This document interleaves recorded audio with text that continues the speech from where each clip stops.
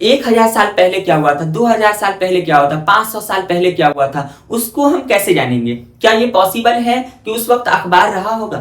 Hello friends, मैं शमसुल स्वागत करता हूं आप सभी का आपके इस प्यारे प्लेटफॉर्म शम्स क्लासेस में।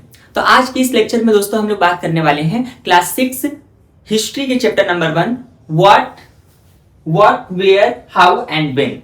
इस चैप्टर को हम पूरा डीपली समझेंगे और इसके बारे में जितने भी फैक्ट्स होंगे, जितने भी डाउट होंगे, आपका सब पूरा क्लियर करेंगे और बने रहिए लास्ट तक के। और चलिए बिना देरी किए आज के इस लेक्चर की शुरुआत करते हैं। तो आज के इस लेक्चर में बेसिकली दोस्तों हम लोग क्या पढ़ने वाले हैं, किस किस टॉपिक को कवर करेंगे और क्या क्या आप पूरा मास्टर हो जाएंगे इसमें। सबसे पहले हम करेंगे finding out what happened.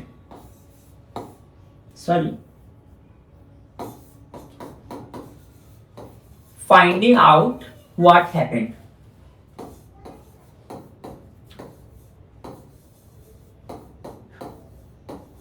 What happened?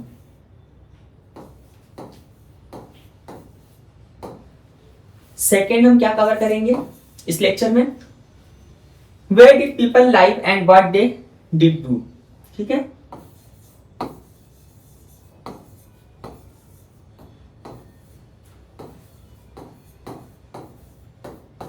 People live and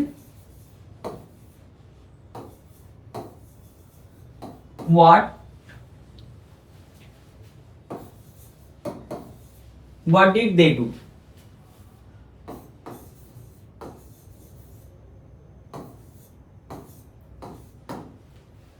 ancient history में यानी कि एंसेंट हमारे एंसेस्टर्स क्या करते थे और वो रहने के लिए क्या करते थे और वो सरवाइव कैसे करते थे उसके बारे में। और फिर तीसरा पॉइंट हम क्या जानेंगे इस लेक्चर में? इस लेक्चर में जानेंगे कि व्हाई डिड पीपल ट्रेवल।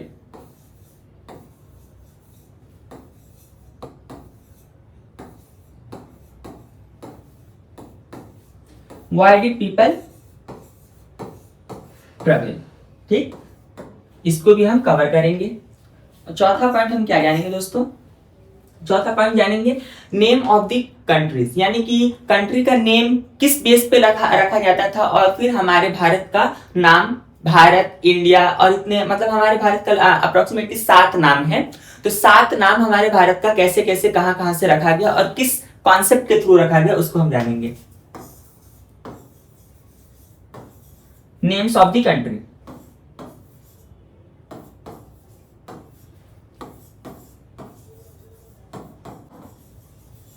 ठीक। अब हम जानेंगे 5वां पॉइंट, 100 साल पहले क्या हुआ था, तो उसको हम कैसे जानेंगे? या तो फिर हमारे उस वक्त के कोई लोग बचे हों, ऐसा मुमकिन नहीं है। अब 100 साल पहले के जो हुआ था और वो यानी 100 साल के ऊपर उसका उम्र होगा लगभग 120-115 साल के कोई व्यक्ति हो तो 100 साल पहले की बातें बता सकते हैं। पॉसिबल नहीं है कि ऐसा कोई बचे होंगे, तो हम उसको कैसे जाने? या तो फिर उस वक्त का अखबार होना चाहिए। आर्कियोलॉजिकल सर्वे ऑफ इंडिया जो है वो इसी पे काम करती है, उसके बारे में भी हम डीपली जानेंगे।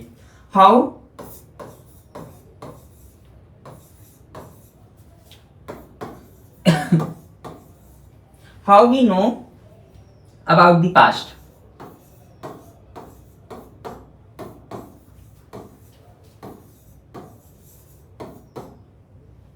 आप लोगों को नोट डाउन करने की कोई जरूरत नहीं है। आप लोगों को इसको पीडीएफ के रूप में हम आपको व्हाट्सएप ग्रुप में दे देंगे। व्हाट्सएप चैनल का जो लिंक होगा आपको डिस्क्रिप्शन में मिल जाएगा, तो आप लोग वहां पे जाकर के चेक आउट कर सकते हो। और 6वां पॉइंट अंडरस्टैंडिंग द डेट्स।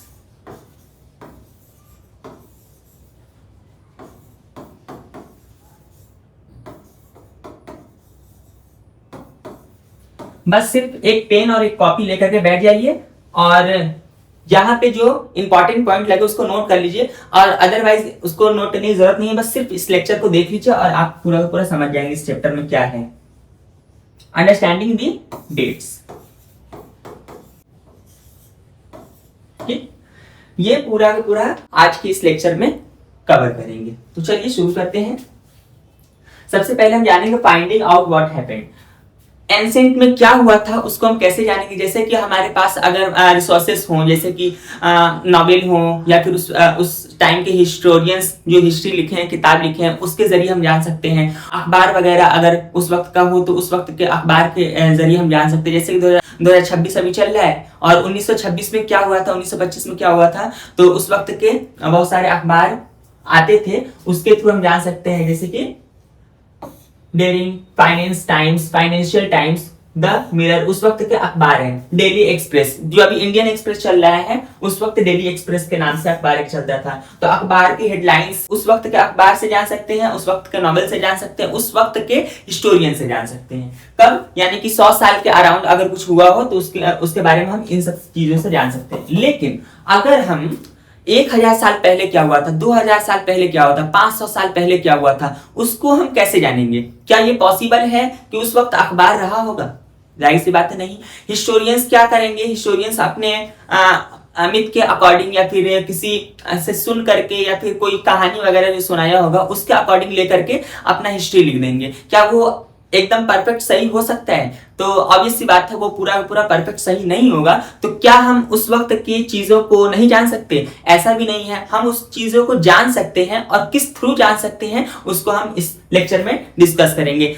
जैसे कि हमारा आर्कियोलॉजिकल सर्वे ऑफ इंडिया है, एक संस्था है जिसके अकॉर्डिंग क्या करते हैं कि वो पुरानी चीजों को पहले मतलब डिप करते हैं, गड्ढा करते हैं और उसमें से बहुत ही यूनिक चीज को निकाल करके उस कार्बन 14 के अकॉर्डिंग उसको जो है चेक करते हैं कि इसकी उम्र कितनी होगी और वो किस टाइम में पाया जाता होगा। तो इस तरह से हमें हिस्ट्री के बारे में पता चलता है, एनालिसिस करते हैं वो लोग। ठीक है, finding out what happened recent past में हम क्या किन किन चीजों से जान सकते हैं? तो रेडियो से, टीवी से and newspapers tell us about that, यानी कि उन सब चीजों के बारे में हम रेडियो, टीवी एंड न्यूज़पेपर इत्यादि के जरिए हम जान सकते हैं। अब yesterday personal memories information inform us about last year. अब हम अगर बात करें डिस्टेंट पास्ट यानी कि बहुत ज्यादा पहले की बातें, उसको हम कैसे जानेंगे? To learn how people live hundreds और thousands of years ago we really on historical resources and laws left behind। historical resources किसी भी एरिया का अगर हम गड्ढा करते हैं या फिर उसमें से कुछ फाइंड करने की कोशिश करते हैं तो उसमें से हमें क्या मिलता है कि जो सबसे ऊपर का लेयर होता है मिट्टी का, वो थोड़ा सा रिसेंट मिट्टी होता है और फिर जितना नीचे हम जाते हैं वो मतलब उतना पुराना मिट्टी हमें मिलता जाता है। अब उस मिट्टी को लेकर के हम जाकर के लेबोरेटरी में उसकी जांच पड़ताल करते हैं। जैसे कि देखिए कि अंकल जी जो है वो archaeological survey of India ASI के मेंबर हैं और ये कैसे जांच करते हैं। एक एरिया में जाकर के ये पत्थर को लेकर के अब इस पत्थर को जाकर के लेबोरेटरी में जांच करेंगे कि हाँ ये किस टाइम का है और साथ ही साथ उस वक्त के जो डिमोलिश हुए घर को या फिर वहां की किताबें, उस वक्त की किताबें, उस वक्त के जानवर, क्या किस प्रकार के जानवर उस वक्त पाए जाते थे, उन सब के अवशेषों को लेकर के उस वक्त के बारे में जान सकते हैं। ठीक है, तो चलिए आगे की ओर बढ़ते हैं दोस्तों। अब आगे हमारा सेकेंड पॉइंट आ जाता है, where did people live and what they do. People यानी कि लोग जो होते थे उस वक्त के कहाँ रहते थे और क्या करते थे। तो वो जाहिर सी बात है जब हम आदिवासियों के बारे में जानते हैं तो क्या होता है कि आदिवासी जंगल में रहते थे और जंगल में शिकार वगैरह करके अपना भरण पोषण करते थे, यानी खाना पीना खाते थे शिकार वगैरह करके। तो नर्मदा रिवर के पास hundreds of thousands of years ago skilled gathered food collectors and hunters lived along its banks। यानी कि नर्मदा नदी के पास, नर्मदा नदी कहाँ है दोस्तों? इंडिया के, तो इंडिया के मध्य प्रदेश में पाया जाता है नर्मदा नदी। उसका मैंने मतलब कि मैप नहीं लगाया है, तो कोई बात नहीं। तो नर्मदा नदी मैं ऐसे ही बता देता हूँ, इंडिया का जो मध्य प्रदेश है, मध्य प्रदेश से गुजरता हुआ और उसकी धारा उल्टी है। हमारे इंडिया में जितनी भी नदियां हैं वो पश्चिम से पूरब की ओर जाकर के बंगाली खाड़ी में गिर जाती है, लेकिन नर्मदा नदी जो है वो पूरब से पश्चिम की ओर जाती है। ठीक है, तो ये एक फैक्ट है और आप लोगों को याद रखना है। नर्मदा नदी का डायरेक्शन क्या है? पूरब से पश्चिम की ओर। ठीक, और वो मध्य प्रदेश के एरिया में पाए जाते हैं। अब जानेंगे सुलेमान एंड किरथर हिल्स। सुलेमान और किरथर हिल्स वर्तमान पाकिस्तान में पाया जाता है और वो पाकिस्तान में सिचुएटेड तो अभी है, लेकिन उस वक्त जब एंसेंट में वो पूरा का पूरा एरिया इंडिया का ही पार्ट हुआ करता था, तो उस वक्त के सुलेमान और किरथर हिल्स के पास लगभग 8000 से 8500 साल पहले के अवशेष मिले हैं। और उस वक्त से हमें पता चला है कि सबसे पहला फार्मिंग हुआ था, सबसे पहला फार्मिंग पूरी दुनिया में वो वहीं हुआ था। कहां पे हुआ था? सुलेमान पहाड़ी और फिर Kirthar fold belt and Sulaiman fold and crust belt. ठीक है, ये इंडस रिवर से इधर यानी कि पश्चिम की ओर पाया जाता है, पश्चिम और दक्षिण की ओर। तो इस पहाड़ी का कुछ इमेज देख लीजिए दोस्तों, कुछ ऐसा अब है वो। और उस वक्त बहुत ज्यादा ये फर्टाइल एरिया था, वहां पे बहुत अच्छा खेती किया जा सकता था। और उस वक्त का कुछ मतलब कि आर्टिफिशियल इमेज है वो, उस वक्त का नेचुरल इमेज तो मिल नहीं पाएगा क्योंकि उस वक्त तो कुछ कैमरा वगैरह तो नहीं था। तो उसका सिचुएशन देख लीजिए दोस्तों मैप में, ये अफगानिस्तान है, ये हमारा इंडिया है, और इंडिया के बगल में हमारा पाकिस्तान है। तो पाकिस्तान के इस वाले एरिया में सुलेमान पहाड़ी और किरथर पहाड़ी पाई जाती है। अब इस पहाड़ी के अराउंड वहां पे नदियां थी, नदियों के किनारे जो है वहां पे सबसे पहला एग्रीकल्चर हमें देखने को मिलता है लगभग 8000 से 8500 साल पहले। ठीक है, अब गारो विंध्य हिल्स, अब गारो और विंध्य हिल्स कहाँ है? वो इंडिया में पाया जाता है दोस्तों, यानी कि अभी इंडिया में मौजूद है। बंटवारे से पहले जो पाकिस्तान में चला गया वो क्या है? सुलेमान और किरथर, और बंटवारे के बाद जो हमारे इंडिया में रहेगा वो कौन सा है? Garo and Vindhya hills. Garo and Vindhya hills कहाँ है वो मैं आपको अगले स्लाइड में दिखाऊंगा। Earliest centres of the agriculture rice was first grown in areas north of the Vindhya पर्वत के आसपास में भी बहुत ज्यादा फर्टाइल एरिया था, वहां पे भी लोग बहुत मतलब एंसेंट में बहुत ज्यादा वहां पे आबादी मौजूद थी। Indus Ganga reverse, the earliest cities flourished along the Indus river around 4700 years ago. Cities near the Ganga and its tributary sons developed around 2500 years ago, forming large kingdoms like Magadh. अब गंगा के आसपास में जो उस वक्त का सबसे बड़ा किंगडम पाया जाता था वो था मगध, और वहां पे बहुत सारे लोग, बहुत ह्यूज अमाउंट में पॉपुलेशन उस वक्त भी सरवाइव करता था। जैसे कि अभी भी गंगा के किनारे बहुत ढेर सारे लोग रहते हैं, उस वक्त भी मगध साम्राज्य थी और मगध साम्राज्य के लोग गंगा के किनारे बहुत ज्यादा संख्या में सरवाइव करते थे। तो हम देख लेते हैं किरथर, गारो और विंध्य क्षेत्र जो कि हमारे इंडिया में मौजूद है। विंध्यास एंड सतपुरा, और ये हमारा गारो है। ठीक है, गारो और खासी।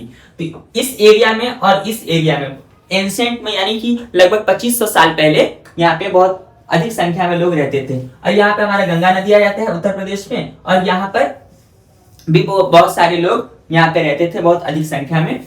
तो इन क्षेत्रों में दोस्तों नदियां थी, नर्मदा नदी थी, यहाँ पे गंगा थी, और यहाँ पर गारो क्षेत्र में भी बहुत अधिक संख्या में लोग रहते थे। ठीक है, अब जो हमारा विंध्य पहाड़ियां हैं वो किस टाइप की पहाड़ी है दोस्तों? वो जैसे कि दो प्लेटें आपस में खसकी, जिसकी वजह से ओरिजिन हुआ विंध्य क्षेत्र की, यानी कि विंध्य ब्लॉक माउंटेन की। ठीक है, ये विंध्याचल की पहाड़ियां हैं। देखिए कितना सुंदर लग रहा है, देख के तो ऐसा मन कर रहा है कि यहाँ पे अगर हमारा घर होता तो क्या जन्नत ही जन्नत था।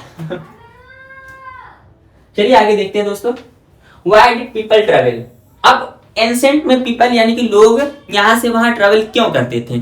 अब जाहिर सी बात है, अब एंसेंट में लोग ट्रेवल करने का सबसे एकमात्र कारण ये हो सकता है कि लोगों को जैसे कि कोई आफत मुसीबत आती है, जैसे कि महामारी आई थी, कौन सा? कोरोना आया था, तो बहुत सारे लोग यहाँ से वहां ट्रेवल कर रहे थे। क्यों कर रहे थे? क्योंकि ओरिजिन माना जाता है कि चाइना से हुआ था, तो चाइना से लोग इधर उधर भाग रहे थे, और चाइना के लोग को कोई भी कंट्री अलाउ नहीं करता था कि तुम यहाँ आओ, क्योंकि हमारे यहाँ पे अभी सेफेस्ट जोन है और यहाँ पर हम अपने लोगों को डेंजरस में नहीं डालना चाहते।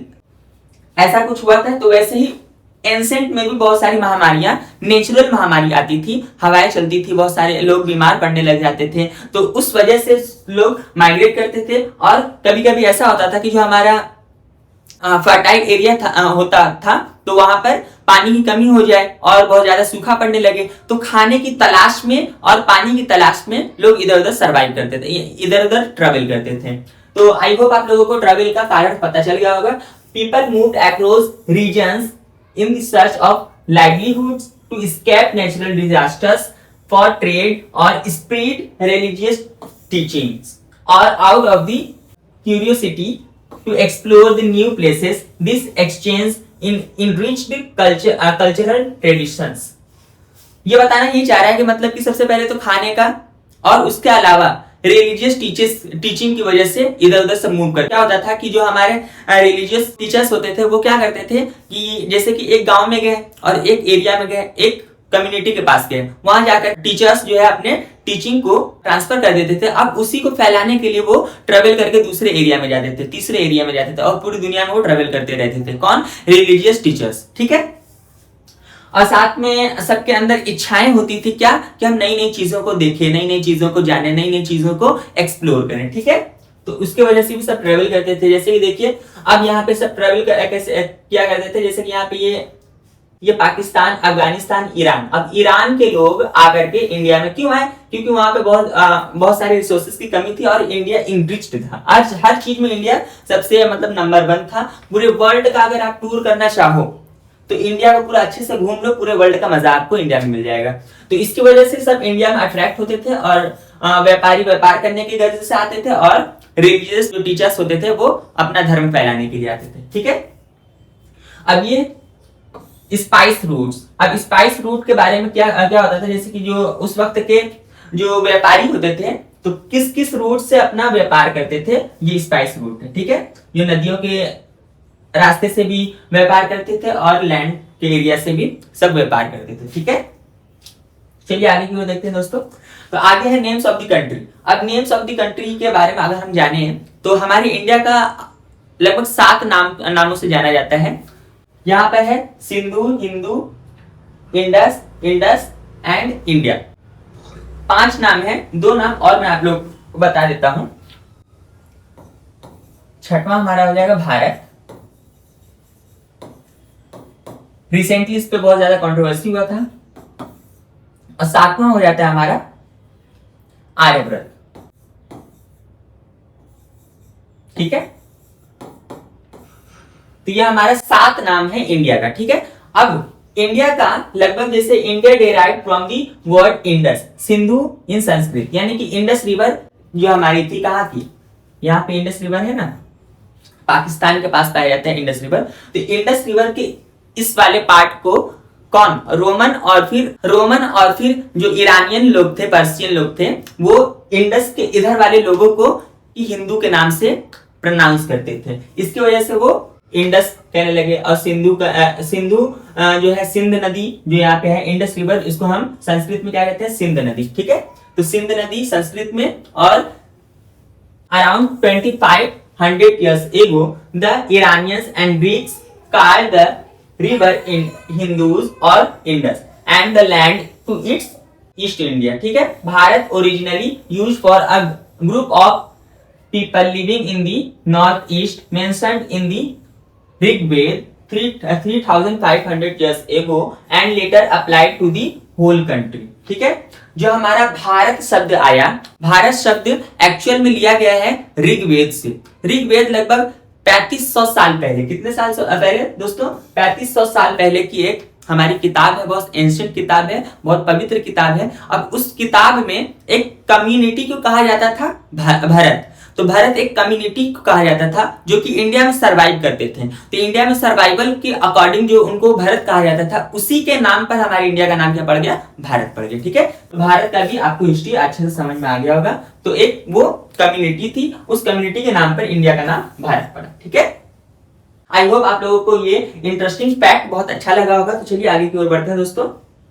आगे, how we know about the past, sources and history.